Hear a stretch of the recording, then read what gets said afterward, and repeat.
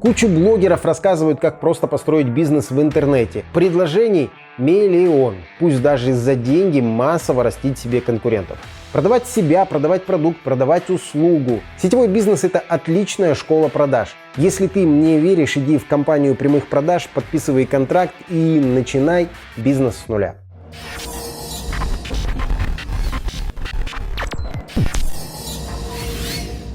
Всем привет! Наверняка вы уже пересмотрели сотни идей того, как открыть свой бизнес без вложений. Выгул животных, услуги няни, уборка квартир, мойка окон. Кучу блогеров рассказывают, как просто построить бизнес в интернете. Таргет, веб-дизайн, SMM, запуски, YouTube. В общем, предложений миллион.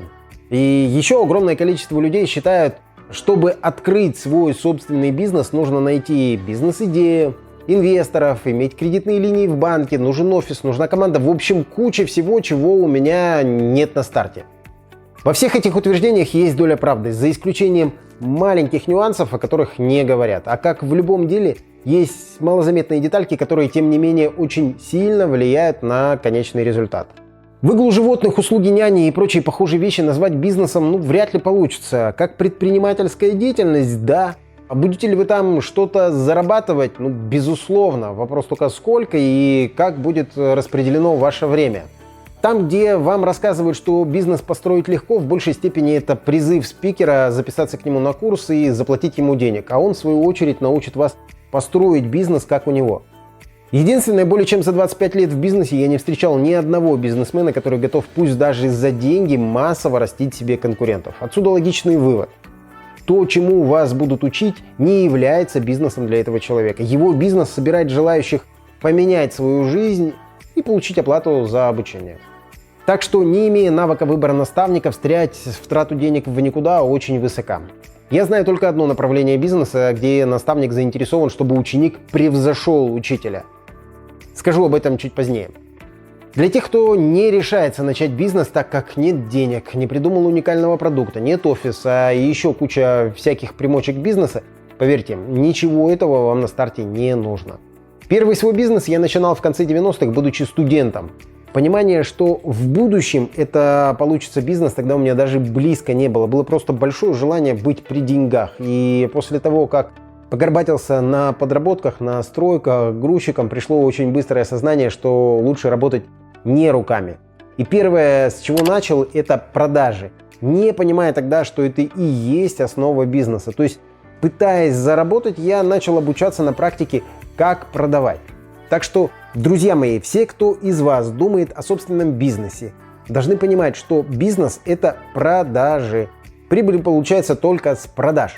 Так что к вопросу, как открыть свой бизнес без денег, первое, что вам нужно, это научиться продавать. Продавать – это значит уметь найти клиента, выявить его потребности и предложить ему ровно то, что ему нужно. Неважно, чем вы хотите заняться – собачек выгуливать или заняться веб-дизайном, запустить производство или, скажем, открыть автосервис, или, может быть, делать вагонные поставки на электростанции. В любом случае нужно научиться продавать. Продавать себя, продавать продукт, продавать услугу. И это, кстати, можно сделать абсолютно без каких-либо существенных финансовых вложений. Уверен, что у каждого в окружении есть хотя бы один знакомый бизнесмен или знакомый через знакомых бизнесмен. Обратитесь к нему. Задайте вопрос. Готов ли он вам заплатить комиссионы, если вы будете приводить ему новых клиентов? Уверен, что ответ будет «да». По крайней мере, в моем окружении нет ни одного бизнесмена, который бы отказался от такого предложения. И вот когда вы обзаведетесь клиентской базой и обретете навык продаж, поверьте, как и что делать дальше, вы быстро разберетесь.